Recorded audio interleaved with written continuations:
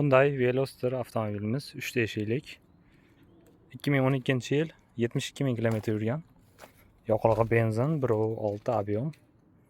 5 million 800 ming won. Mashinamiz ideal holatda. Kim Veloster olaman, sarig'idan olaman, bitta bo'lib minib yuraman degan bo'lsa, mana mashina ideal holatdagi. Mashinamizni kraska tegan joylarini ko'radigan bo'lsak, chap tomon, o'ng tomon orqa kriloda kraska tegan joy bor ekan. Bitta qolgan joylarida kraska tegmagan, toza holatda, balonlari ham yaxshi holatda ekan, diskalari ham qirilib, unaqa joyi qirilib ketmagan, normalniy. Ko'p eski mashinalarda diskalar qirilgan bo'ladi, bunaqa. Buniki joyi unchalik ko'p emas ekan qirilgan joyi.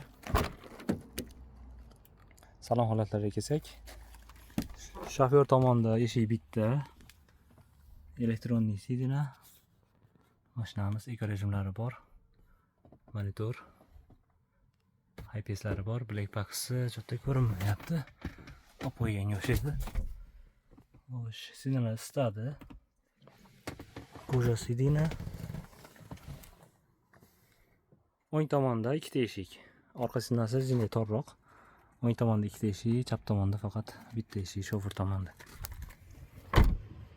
Kim Veloster minaman desa, bemalol kelib test drive qilaverasizlar.